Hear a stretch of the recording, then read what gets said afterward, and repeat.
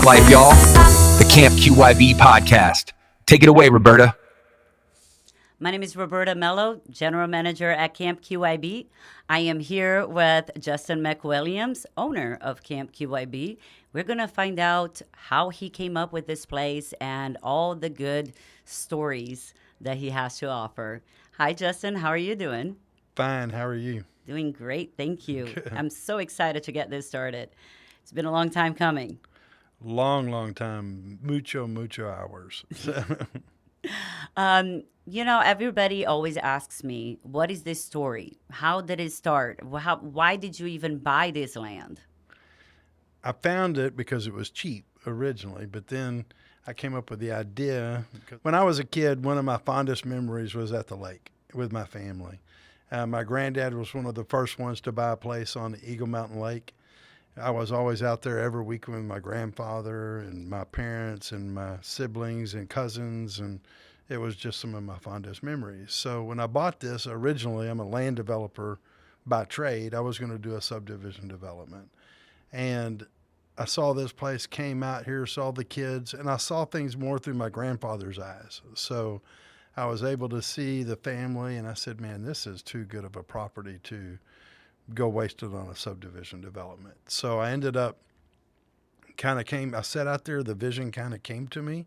It was my first, impression that I saw. And then my second impression was, holy crap, that's going to be a lot of work, But I just said, I remember sitting out where my outdoor kitchen is and saying the only way to eat an elephant is one bite at a time. And I started.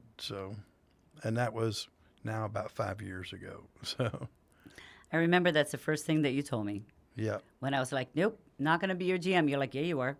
Yeah. This is how you eat an elephant. This is what you're doing. Oh, yeah. You can never say no to Justin. It's absolutely kindest man and likes to help everybody. So what did you do and how did you bring all of these people together and what is your goal behind it?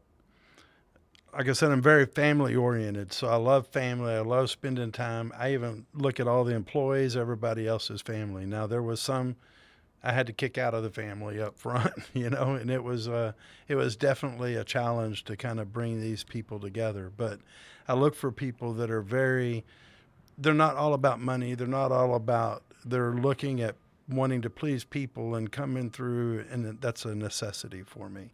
And slowly but surely we've put together a team, and everybody, I didn't care what their background was. I didn't care what they had done, what their credentials were, because what I found, some people who've done that before, they spent their time, they've done that. So I refer to our group as kind of the land of the misfit toys, so we've come in and everybody works together, and we have really, really built an amazing team. So we sure have. And also having somebody like you to look up to and to follow is amazing. What is your favorite thing to do here at the camp? Actually seeing everything coming together, seeing the family, seeing families, the kids, all that stuff, and looking back at some of the pictures. I had spent a lot of time. I've seen some recent pictures of my son when we originally came out here, my daughter. Seeing them, it's just, brings back so many memories. And people don't realize it when you're in the midst of everything and all the chaos and all the construction and everything else that's going on, you're creating memories at that time. And it's just looking back at it, it's like, oh my gosh, we have come so far and so much stuff. And when you're in the midst of it, you forget that those are the good times, and you look back and you look at how much you've learned, through the process. So that's my best memories of the place. I love it. Absolutely. Now, it's the most incredible thing for me, especially experienced this past year, is how quickly everything is developed. You have a thought, you draw something, a scribble on a paper. Next thing you know, next week we have a building. So tell me a little bit about the development side of your team, your staff, and how are they able to take that drawing, which I've seen the drawing, okay? Yeah. I had no idea what that was, but they figured it out, and they built a building out of it. And it was supposedly exactly what you say that it was supposed to be, but it's always beautiful and so fast. So tell me a little bit about that end and that process. I've always had a real high thirst for learning stuff and building. I've been fortunate enough to go all over the world and look at different things and look at different architecture. But even when I was a kid, I was a kid, if somebody had a clubhouse, I was going to have a 3-story clubhouse. I was building things, doing stuff. And ever since my first building I built, I think I was about, 12 years old with my grandfather. I built a chicken coop. And I started, doing construction, kind of every facet of construction you can imagine.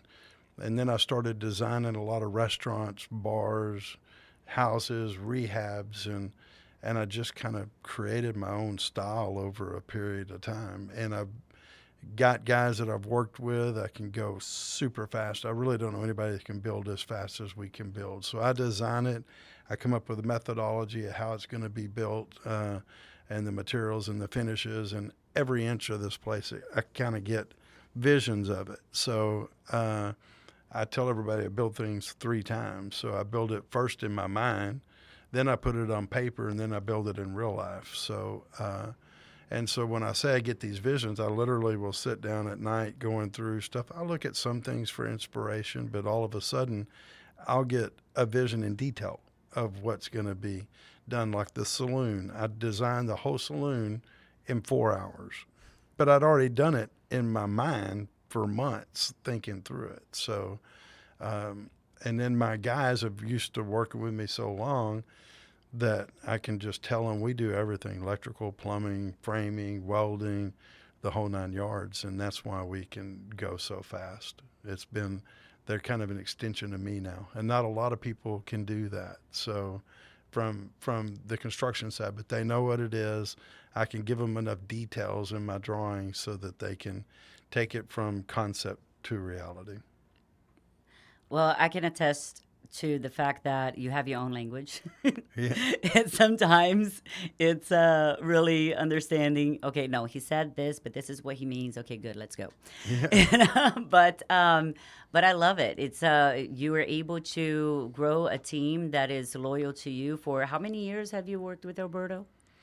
Alberto has been with me for probably 25 to 30 years. So a long time, and a lot of his guys have been around, a long time too. But he also is an amazing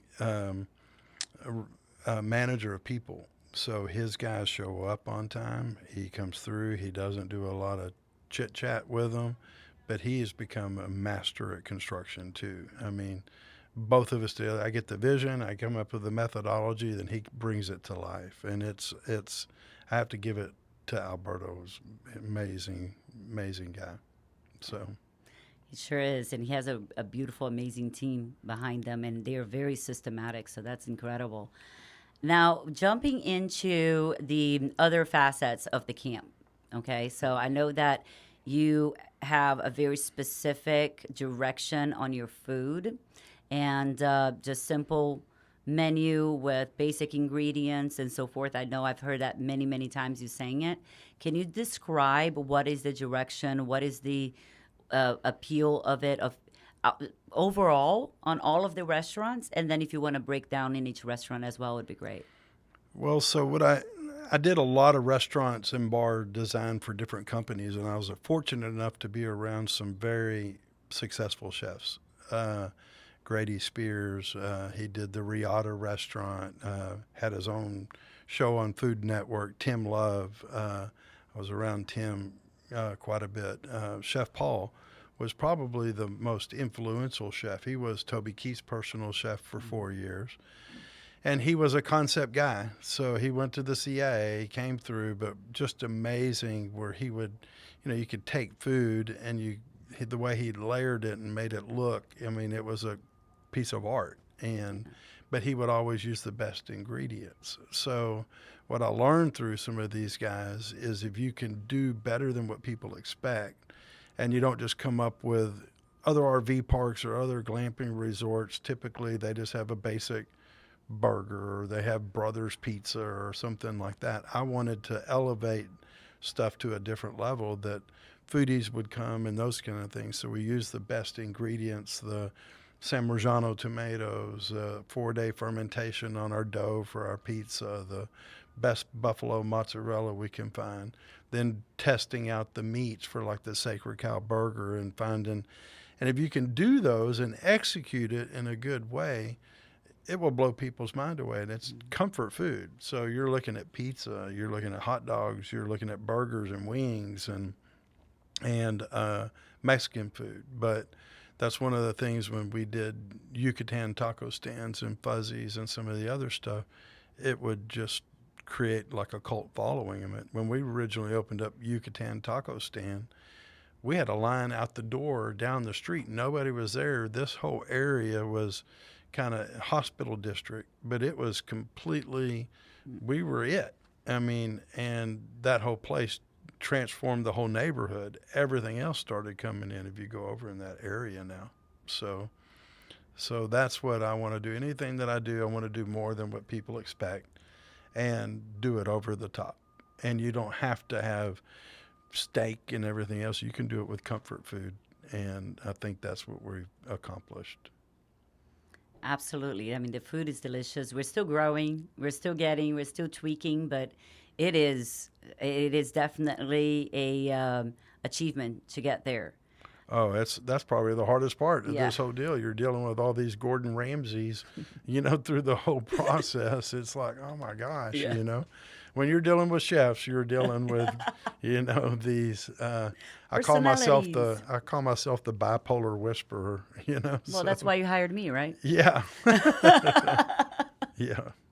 But no, I think now we really do have an amazing team together, and the food and beverage portion of it too. It's definitely coming together. So I want to know a little bit more about that brisket oven smoker thingy. That's insane. I love showing, whenever I am giving tours, I don't take them directly into Delilah's ballroom. I take it from the kitchen because they've got to see that smoker. It's insane. It's the largest one that that's made by that manufacturer. So you can put about 150 briskets in there.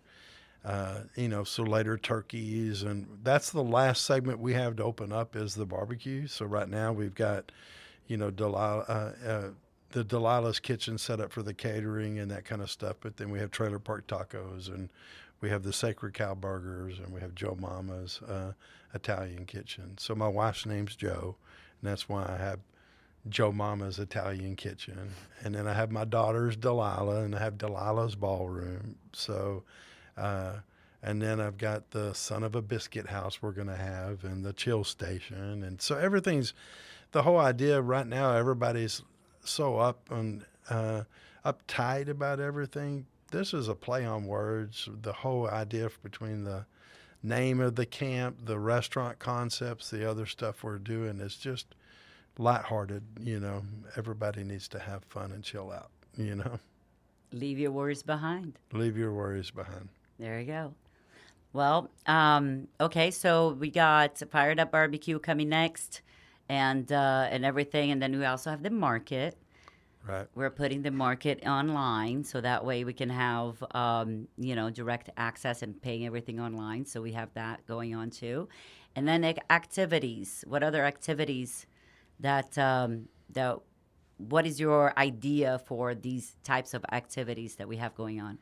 So we're going to be looking at yoga. We're going to have stuff with outdoor activities. You have your boating and fishing and kayaking, and eventually maybe we'll have duck hunts and all kinds of outdoor activities. We're fortunate enough also to be close to a large off-road park.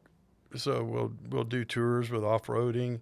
We're bringing everything we can think of. And then I really want to have cooking classes where people can come in and learn pizza, learn barbecue, learn different things, art classes. I mean, just a lot of activities that you don't get in a normal place like this. So my whole idea of camping, when I used to have an RV, I go out, but you go get everything packed up. You have to get everything loaded. You got to get it all clean. You get everybody. You go out for a few days. Then you got to cook. You got to do all that, everything else. And you load everything back up. You go back home and you got to clean it all and put it all back up. That wasn't my idea of fun. I wanted a place where you could bring the RV. You could be out there with the family, but then all the other stuff. Now, if you want to cook one time, because everybody wants to be a camp chef one time, so you can still do that. And we're going to eventually bring in steaks, prime steaks and chickens and salmon and all that kind of stuff. So we'll have it here. So you don't have to bring nothing. That's the whole idea behind this is, hey, we got you covered, just bring yourself and your family and relax. And our whole concept is for the customers to have an amazing experience. Awesome. Well, we have the cabins for them to stay. We have the wagons, the vessels, the tiny house, and RV spots, which is plug and play. You got electric, sewage, water, everything right there. They even have a laundry mat and the showers and everything else. We got Airstreams. We got the lake house. We're kicking you out of your cabin. Yeah. So that way we're going to be able to rent out the owner's cabin. I mean, all of these. What's next? So I want to have some tree houses. I want to have some A-frames, some geodesic domes, some yurts. So my whole idea is looking at, all these other ones. They may have covered wagons or they may have domes, but nobody really has an assortment kind of everything. So you come out one time, you may stay in an Airstream, or next time I want to stay in a tiny home, or I want to stay in a cabin. Give them tons of options. My granddad always told me not everybody in this world wants the same thing. He said if they did, they would have all wanted my grandmom, so it's that kind of a concept behind it. Okay, so I think this is a perfect segue for a joke. Okay, so tell me about, the thing that you were telling me before that Joe was so great at finding. Oh, I told my wife, she got mad at me the other day, but I told her, I gave her a compliment. I said, look, I'm jealous of you. I said, you're way better at picking a spouse than I am. And she got mad at that. Is that when you picked her nose? Yeah, that's when I wanted to pull a couple of nose hairs out, and when I just wanted to see if it hurt, and it did, because the way she jumped up screaming, I think it really did hurt, actually. So, and then she told me at Christmas, told me that I was a horrible listener, but she told me she had a dream that she was getting earrings and a necklace and a big ring, and she goes, what do you think that dream means? And I told her, I said, just wait till you get your present, And when she opened her present, she was so surprised to see that I had gotten her a book on how to interpret dreams, So I don't know if surprise would be I don't think it then was she surprise. sat me down at Valentine's and was like, told me how important it was for her. And then she didn't plan nothing. I mean, I just don't understand her sometimes, So. Oh boy, yeah. So there we go. So there's the language of Justin. Yeah. Everything that should be interpreted. Oh man. Okay, so she's a good sport, though. She lets me use her. Oh, she's great. She's a very patient woman. Yeah, She's a very patient woman. Yeah. Today's episode is brought to you by Sacred Cow Burgers and Wings.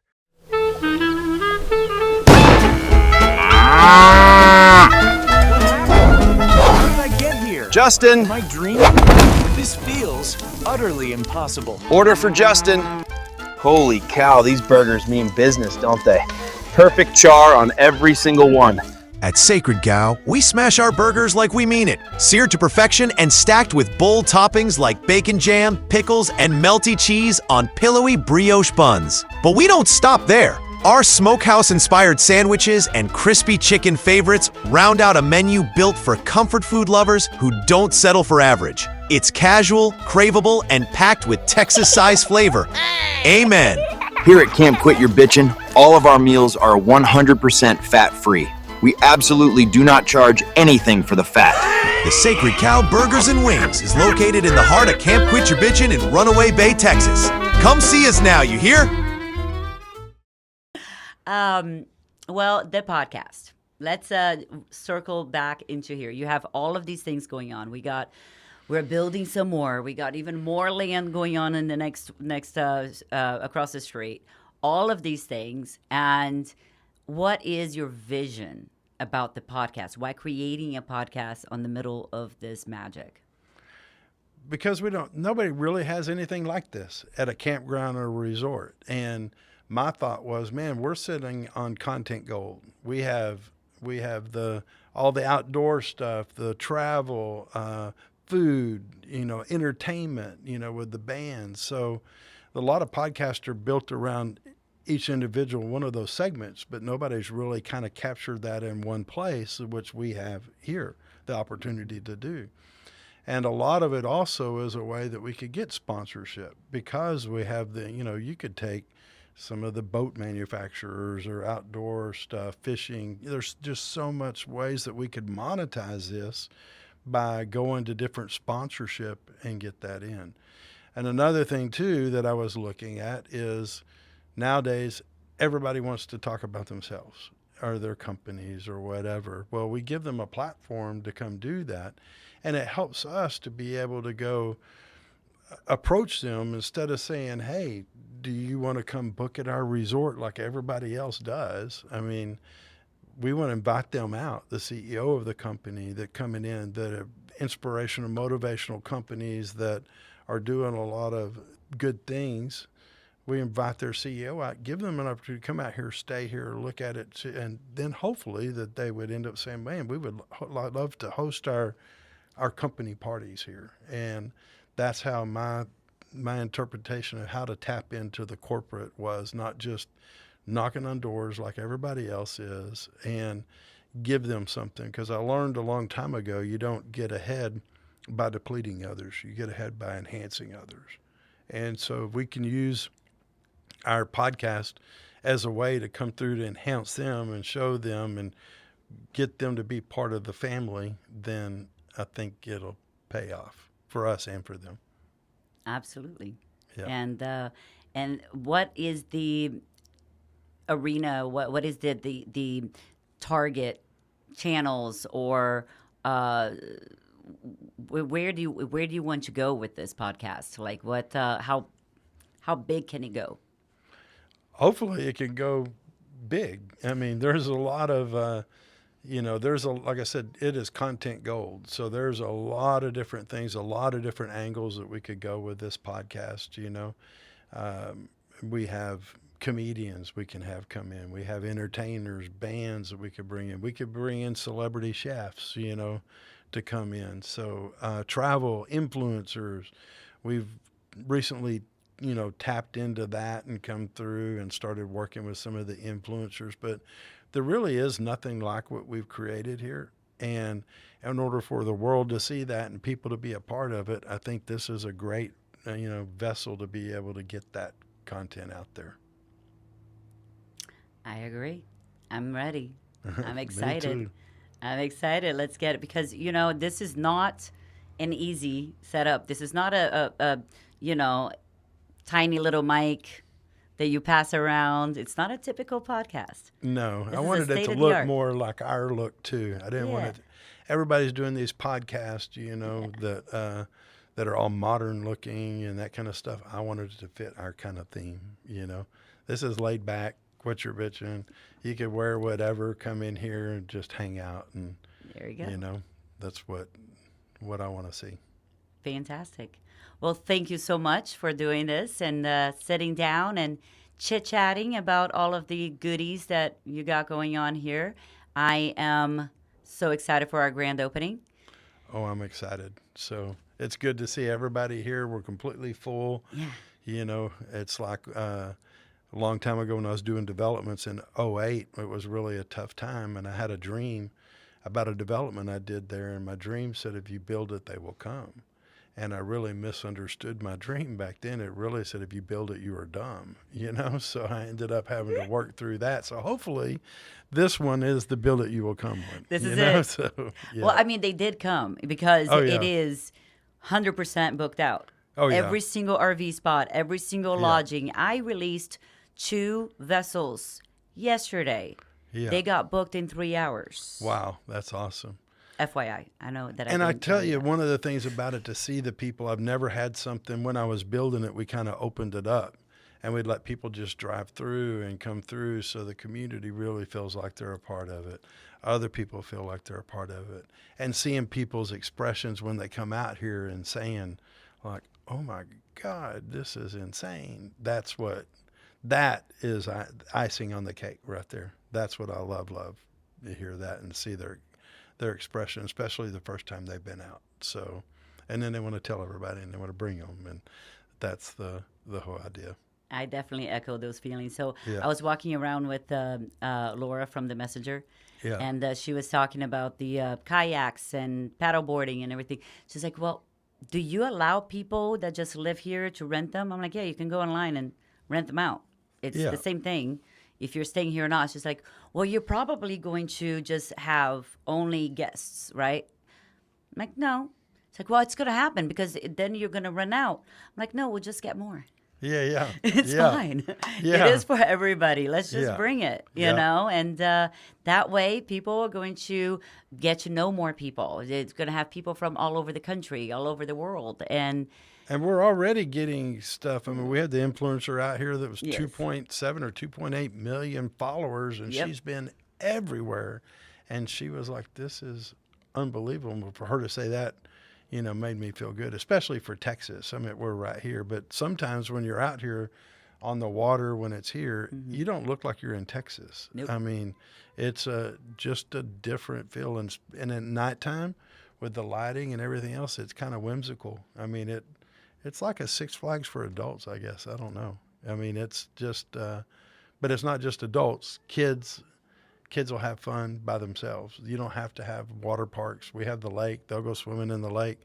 We eventually plan on having kids club and pool and some more of that kind of stuff. But right now, they have fun thing anyways. is, yeah, exactly. Because Yeah. the thing is, every single glamping or camping parks and resorts, they're all strictly and identified for kids. Yeah, a lot of them are. A Right. lot of them have where the parents are worn out by the time they get done having to go through this. And Delilah grew up here when we bought the place. My wife was pregnant with Delilah. And she's kind of like our little kid host. I mean, she goes and, we'll take every kid around. Before you know it, they're all running with her.